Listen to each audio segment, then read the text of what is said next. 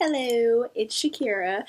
I just wanted to put a little video disclaimer in the front of my videos. I just want to let everybody know that my videos are not here to pass judgment on anyone. They're not here to offend anyone. I'm not saying I'm perfectly right. I'm not saying you're wrong.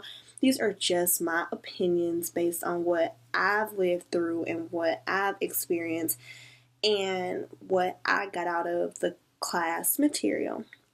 If I do say something wrong, if I do offend anybody, I am sorry. I was not intentionally trying to. And please just know, as you watch my videos, there is no malicious intent behind anything I'm saying. There is no hostility. All right, y'all. Enjoy. Hey, y'all. It's Shakirra again, and this is video number 2. In this video, I will be discussing where the boundaries come from that distinguish between what is considered improper sex and sexual desires and what is considered proper sex and or sexual desires. I personally believe that there are 3 main things that construct these boundaries. Society, of course, religion, as well as power and or social class. We will start with society. Oh, society. Society plays one of the biggest roles, I believe, in making these boundaries on what is good sex versus what is bad sex. And for that reason, I feel like the boundaries on what makes sex good or sex bad are definitely socially constructed. Because if they were natural, sex is natural. So people wouldn't be so put off by new or different aspects and ideas behind sex. I feel like there definitely needs to be some sort of boundary between it because just like any other ideology, sex has a positive and a negative side. And I think to function as a society as a whole, certain boundaries do need to be drawn.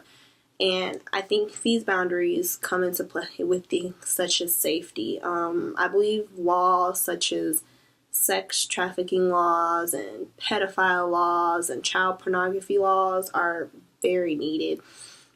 And I believe that these boundaries need to come into play when the sexual desires or preferences of one individual begin to infringe on the rights of another individual. That's the only time I believe society or anyone should have a say about another person's sex life or sexuality. But that's just me. Like my mama always say, if you like it, then I love it. So if it's not hurting me, there's nothing wrong with it. It's what you like, it's what you do, it's what makes you happy. I also believe that these boundaries come from society because of the way that society allows sex to be exploited in the world. Like, we have sex everywhere. There's sex on TV. There's sex in music. There's sex in movies. There's erotica books. There's 1,012 websites for porn. And it's just like, why is it that only certain aspects are considered acceptable, whereas others aren't? That baffles me. Because it's crazy that 50 Shades of Grey can be a #1 bestseller and a top box seller, and it's a man and a woman, but gosh forbid if 50 Shades of Grey was a man and a man. Y'all think it would have been as popular as it was? I don't. But again, that's just my opinion. The second factor that I believe plays a huge role in where the boundaries come from on improper and proper sex is definitely religion. I think it's safe to say that the United States is a nation built on religion. In God we trust is on our currency, and God under God is in our Constitution. So we can definitely say that religion plays a big role in our country, as in many other countries, on how these boundaries are made. Religion in America places a negative emphasis on sex, and sex between anything else besides a man and a woman. It's heathenous. It's bad. Sex between a man and a woman, if not married, is bad, and it's heathenous. So, in all but a very small corner, sex is considered a positive thing, and I think that plays a huge role in where these boundaries come from. It definitely plays a role in where these boundaries come from. And I'm not going to get too much into the religious aspect of the sexual boundaries, just to respect everyone's belief and everyone's, religion. I'm not going to say too much about that, but I do believe that religion plays a huge role in how these sexual boundaries are constructed. Religion and society kind of play in these roles hand in hand. The last thing that I believe plays a big role in how these sexual boundaries are constructed in society is power and social class. It was discussed in the course material as well how if you are of high class and well off, rich, you don't really have to uphold to these boundaries, or these boundaries don't really pertain to you. You can get away with having a freaky, kinky fetish, or you can get away with becoming a transgender woman and the world is alright.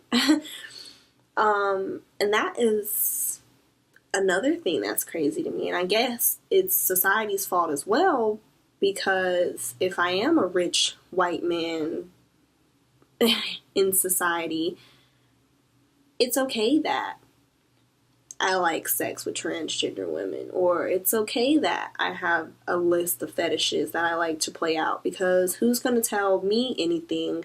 Who is going to criticize me about anything?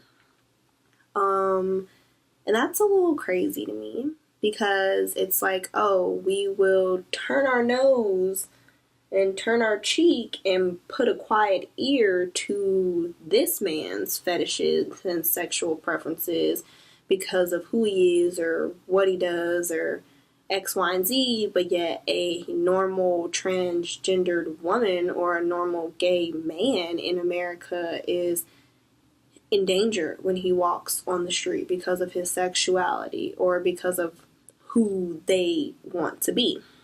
And those ideas are where I feel like these boundaries are skewed, where these boundaries do not need to exist, because who am I or who are you to say that this guy's sexual preference and fetish for feet is wrong? That's none of my business. That's none of your business. Only person whose business it is his. And the only time it should become mine or your business is if our feet are being fondled when we don't want them to be. So that's just my opinion, y'all. Hello, everybody. I am back, and I have Miss Nakia with me again. Hello. She is going to go ahead and help me out and answer some questions for my second video about proper and improper sex and sexual desires. Alright, so Nakia, what do you consider proper and or improper sex and sexual desires to be? Proper sexual desires to me, I think, will be when you love someone and they love you, and you respect them and they respect you.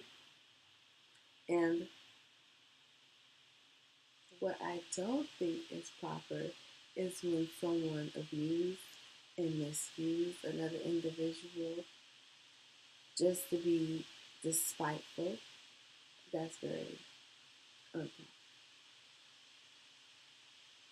Alright, next question.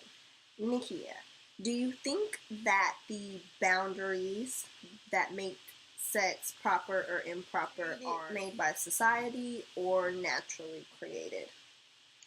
Well, truly society, because our government, they approve everything that we see.